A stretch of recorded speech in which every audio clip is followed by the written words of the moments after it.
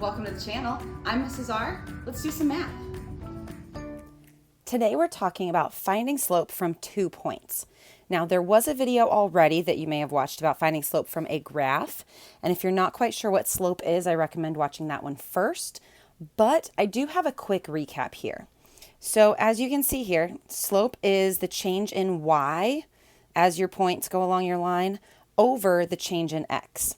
So the change in y, remember y is our up and down axis, so the change in y is how far up or down you go to get from one point to the level of the next. The change in x is how far left or right you go. It's also called rise over run. So for this blue line in my graph, I would look at the change in y, how far up do I go to get from one point to the level of the next one, and I go up 1. And then how far over do I go? What's my change in x? And that is 2.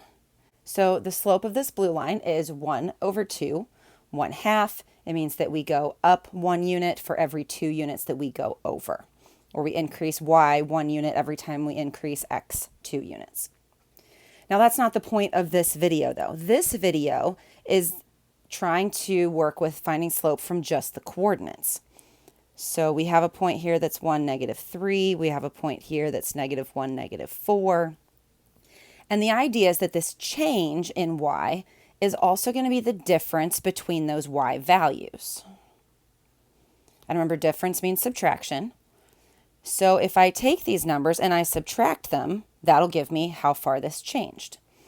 So I do -3. We always start the first number when you're finding a change. It should always be where you ended, and then we'll see how far it took you to get there. So there was the start point on the left, the finish point on the right. So -3 minus, because we need the difference, and then -4. That's going to be our change in y. -3 minus -4 actually ends up being +1. If we consider then the x coordinates, and let's do the difference between those. And again, we're going to use the finish point first. So 1 minus, and then we have a -1 as our other x coordinate. And this turns out to be 2.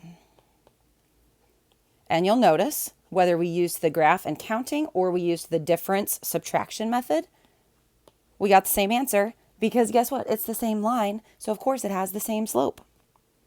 But this idea of the difference between the coordinates is what's going to inform our slope formula. So here's the slope formula.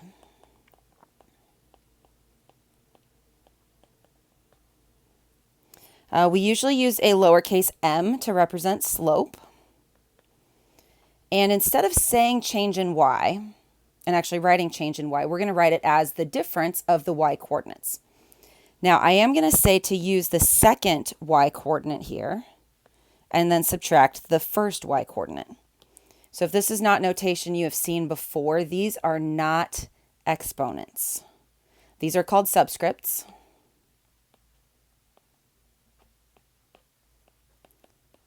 They are just for naming purposes, for identifying, because we have 2 different y's here. We need to make sure we know they are different y's. They're not coming from the same place. Usually when you see the same variable in one single equation, it's the same thing. You see an x 3 times in your equation, and you can combine those like terms because the x is all the same. If you have subscripts, though, these are different. And we're going to do the same thing with our x's. So we take the second x, the x from the second coordinate, and subtract the x from the first coordinate. Again, subscripts, not exponents. And this is for a line that goes through. Here's how you're going to know what numbers to put in here. You're going to be given 2 points. One of them, you're going to just say, well, here's my first point. And since it's an xy coordinate, that's your x1, y1. And it goes through a second point, and that's where the 2's come from.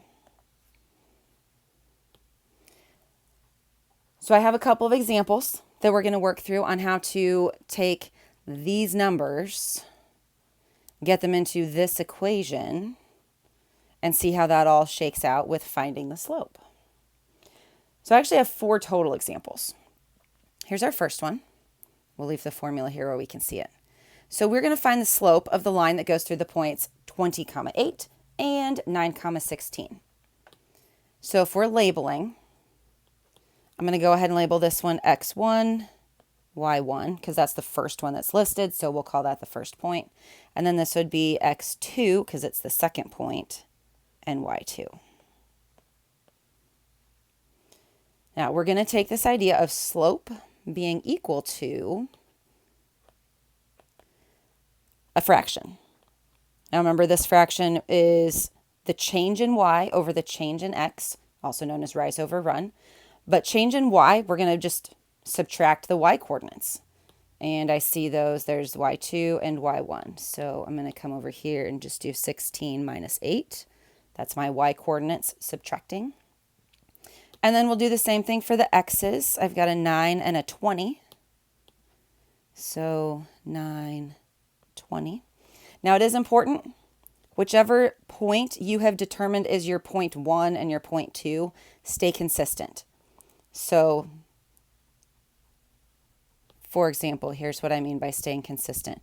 My 9 and my 16, those were my 2s. That was my second point. So those are my first numbers. Then the 20 and the 8, those were the 1s. Those are the ones getting subtracted. So it is important to keep this all in the same order, keep it consistent. Otherwise, you'll end up with the wrong answer. And if you're not sure where this is coming from, then you might not even recognize that. But once we do our subtraction, we see that our change in y is 8, because 16 minus 8 is 8. Our change in x at the bottom, 9 minus 20, is negative 11. So this is not a reducible fraction. This is already in simplest form. The one thing I will do before I box this as my final answer, when I see this negative in the denominator, since I have a positive number divided by a negative number, my answer is going to be negative. So I would actually rather write this as negative 8 over 11. And there's my slope of this line that goes through the point 28 and 916. So here's another one. Now, the last example had a lot of positive numbers. This one has some negatives. So we're going to just remind ourselves how to subtract with negative numbers. Now, remember, our formula says slope equals the difference of the y values over the difference in the x values. So if we have decided, we didn't already decide, but let's call this x1, y1, and x2, y2 there. So I'm looking at my y values for my numerator. And I'm going to start with negative 4, because that's my y2, and then my y1 is 7. And remember, it's always the difference between those. And then underneath here, we'll focus on the x's. We've got negative 6 and negative 4. So we'll do negative 6, always the difference, and negative 4. As we calculate this, just a quick refresher on how these work. If we have a negative number and then we're subtracting, we're continuing to get even further negative. Keep the negative, but we basically add the absolute values of each of these numbers. So 4 plus 7 is 11, which means negative 4 minus 7 is negative 11. And then when we have the negative 6 minus negative 4, remember, if we have that double negative where we're subtracting a negative, that's where it basically cancels itself out and we just add. But we're adding to a negative number. Our signs are different, so we have to think about, okay, how far positive are we going? Are we going far enough that our answer is going to be positive? Well, in this case, no, because look, we're starting all the way at negative 6. We're only increasing this by 4. So our answer here, negative 2. All right, now this is not a fully simplified fraction because we have negatives in both parts, but a negative divided by a negative is going to give a positive result. So our simplified fraction would be the positive 11/2 or 11/2, however you want to think about it, 5.5. I like to keep my slope answers as fractions because then you can really see, oh, I changed by 11 in my y value and I changed by 2 in my x. If you go to 5.5, like if you try the decimal version, then it's not as easy to see what the change actually was. So those are some examples on just how to use the formulas. But I have a couple more examples I want to do kind of together here. So we're going to find the slope of each line. We've got two of them. One of them that goes through 17, -13, and 17, -8. And then another one that goes through 19.3 and -7.3. So these are our two different lines that we're looking at. But there's something happening in these two examples that didn't happen in the other ones. And I'd love for you to pause the video and see if you can figure out what is happening here and why I selected these examples. But really what we're looking at here is what happens when you have some repeated numbers. So here the x value is 17, and then in the second point the x value is also 17.